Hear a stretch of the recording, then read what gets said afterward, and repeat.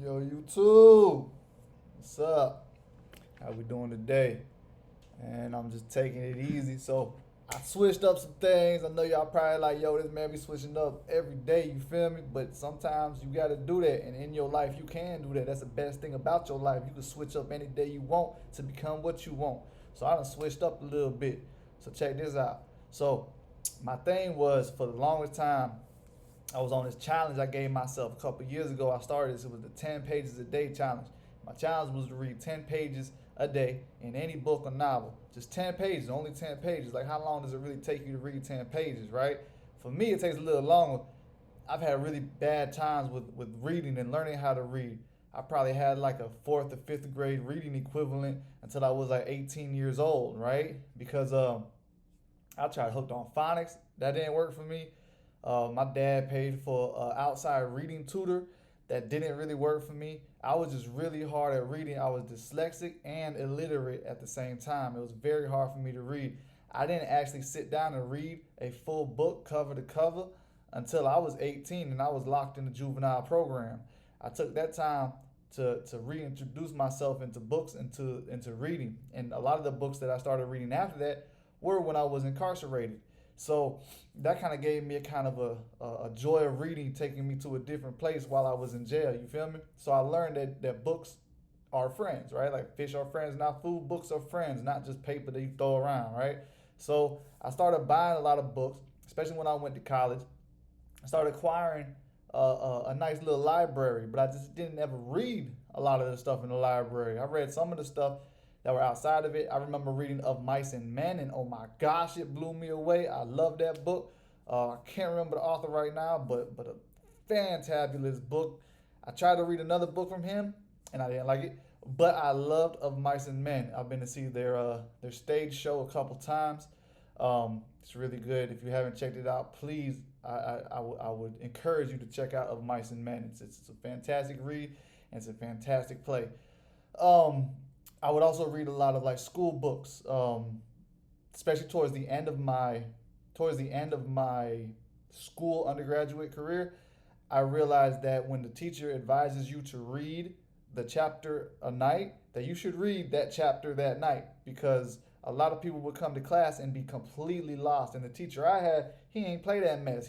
He'd be like, "Yo, y'all didn't read nothing, so why am I even up here teaching? Y'all ain't gonna know anything." And the thing with me is, I would read it and I wouldn't understand jack. I wouldn't know what the heck he was talking about half the time. But I forced myself through the pages and read every page of the chapter. And then when I went to class the next day, when the teacher brought up certain specifics, I was like, wait a minute. I had a frame of reference already, so I was able to quickly go back through the book and find exactly what he was talking about and remember and recall this is what I learned from that. Even though at the moment I didn't understand it, it helped me understand later as a frame of reference when it got brought back up.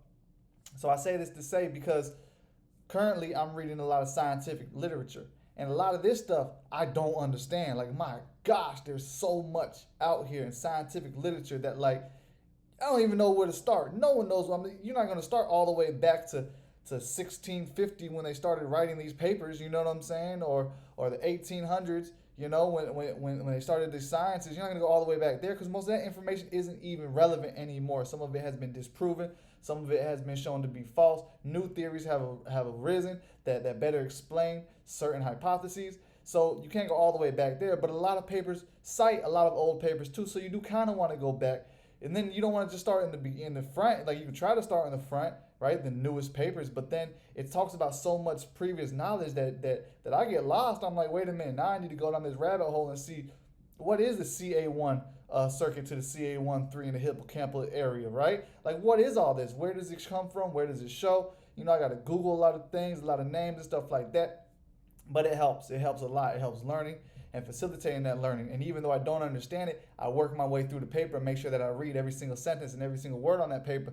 Later on, when I read another paper, if it has similar words, I can then have a frame of reference and say, oh, wait a minute, this reminded me of a separate paper that I read on a similar subject, so these must have something to do with each other. Let me look up what this word means again. Then, boom, it starts instilling into my brain and I start learning better. You feel me? So that's what I'm doing. That's what I'm on. So instead of doing this 10 pages a day challenge, so when I was doing 10 pages a day, I was using any book I found. A lot of them were black books by Huey P. Newton, by Bobby Seale, Asada Shakur, a lot of like Black Power books I was reading and getting into. I was reading 10 pages of them a day.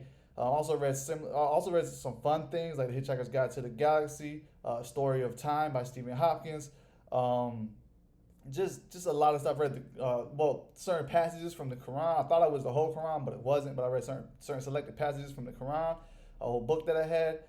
Just a lot of these books that I read, and what was so easy for me was that even though 10 pages a day took a little bit of time for me, it could take between an hour to an hour and a half for me to read 10 pages a day.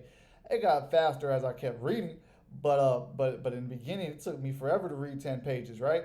But even so, if I spend an hour to an hour and a half a day reading 10 pages, the average book isn't but like 200 to 300 pages long. 10 pages a day, if there's 30 days in a month, that's a novel every month. So I was reading 12, 13 plus books a year. You feel me? So I did this for the last couple of years, 2 or 3.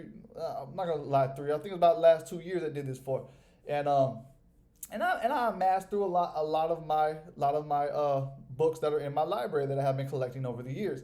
So I read through a lot of them. I have picked up more on the way, so there's it's continuing to grow and evolve. And I've given some away to friends because I don't feel like knowledge should be hoarded. I feel knowledge should be disseminated to the people, right? So I give a lot of books away to my friends as well if they're looking to borrow one or see one. And then I love giving my books away because I write in my books. I put notes, I underline stuff, I highlight stuff, and all that stuff, and I like tag pages and everything like that. So my friends can then go back and see what I was thinking when I read the stuff, and they can write in it too, and debate me or whatever they want to do. If they want to get a book back or give it to bless it to someone else.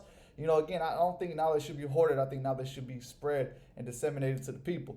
So what I changed now, starting today, was I'm going to take this attitude of reading 10 pages a day, which literally I haven't done in the past couple of weeks. So for the past couple months, I have been reading these emotional maturity books, right? Books on emotional maturity. I've been reading a lot of books by Breonna Brown. I've been plugging her in here. That lady is phenomenal. And Dr. LaPierre, Nicole LaPierre, I think her name is, the holistic psychologist.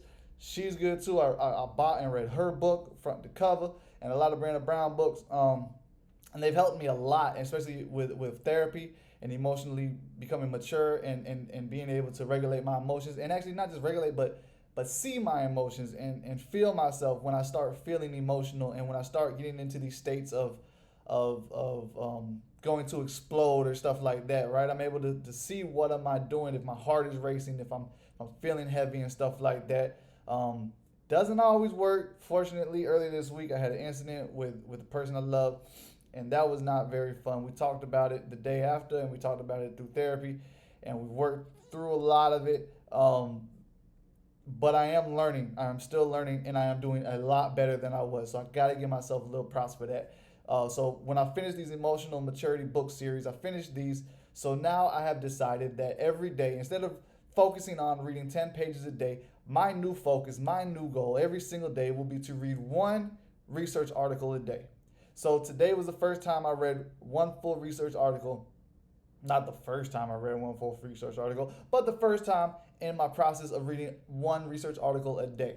Today was the first day, and I completed it. What was the article I read, you asked? Oh, wait, you didn't ask?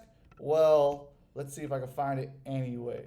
So the research article I just read this is a Sampson and Barnes paper, 2013, The Impacts of Aging Brain Circuits on Cognition. This paper was pretty good. I thought it was going to help me with my conclusions in my paper. I'm writing up my paper for my AIM 1, and in my conclusions, one of the things that I'm talking about is aged animals learning better than their younger counterparts. Siblings, actually, not just counterparts, but their younger siblings. And so as I was thinking of writing my conclusion, one part of my conclusion was stating that my conclusion is a little different than what we would believe. It's a sign of cognition improving with age, where the belief normally is cognition declines with age. And so I was reading this paper. I was hoping to get a lot of sources from it, for especially mammal models where it shows cognition declining with age, and it did show some of these. Now, don't get me wrong. I'm going to go back and prune some of and glean some of these these resources and these references from this paper and add them to my paper because they are exactly what I'm looking for to discuss the wide belief that is backed up by research that shows that cognition declines with age in mammals. It also showed that it doesn't in a lot of animals as well. It also showed that it's a variation of things. It's not always a declining with age, but some animals maintain their cognition with age. There's not a lot of things that show increased cognition with age. I've only found one other resource that shows that. But what's also really cool in this paper that I was so glad I found at the end was a reference to yes, I have to say who it is. It is a reference to, I think, Simeon et al. Let's see.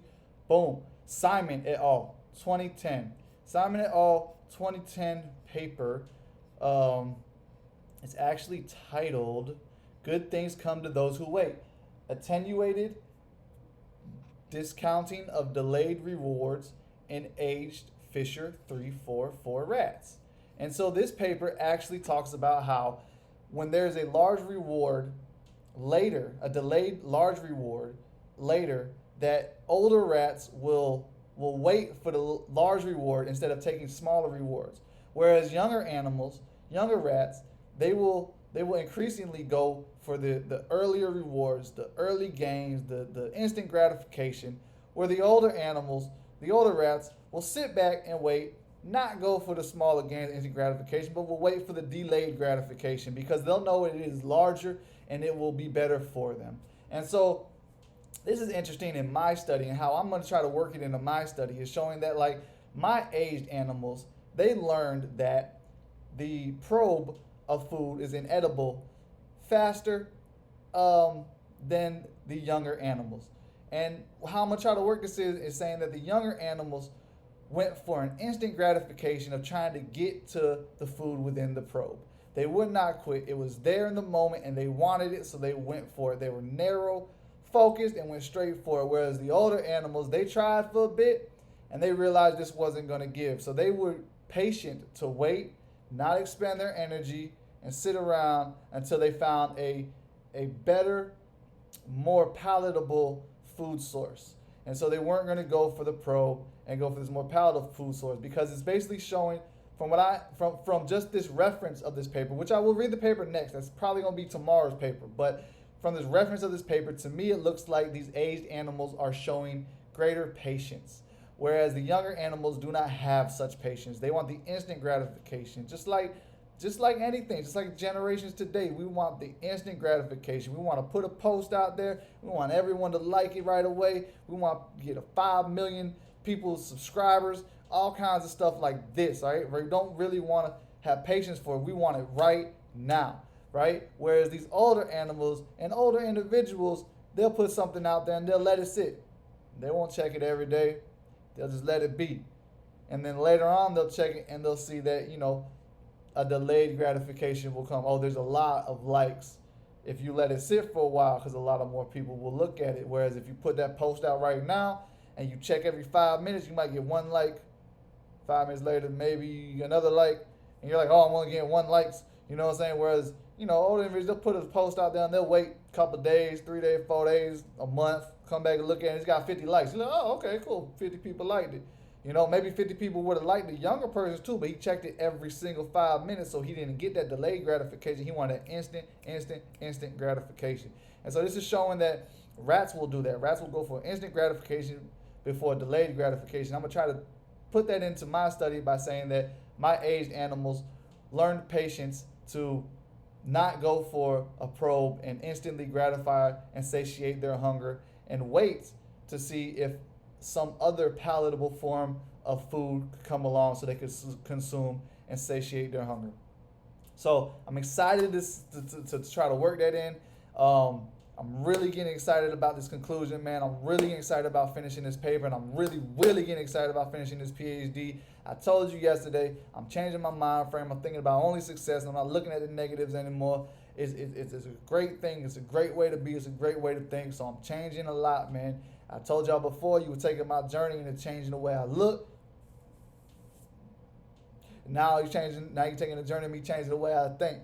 All right. So thank you for tuning in. Thanks for joining me. I know this was a quick one, a fast one. I talked a lot on this one, but it's cool because, it's the way it is sometimes. So until next time, peace, love, like my aunt would say, take care of yourself on purpose. And no, I keep saying it. Like my aunt would say, be safe on purpose. And we'll touch base tomorrow. Bye.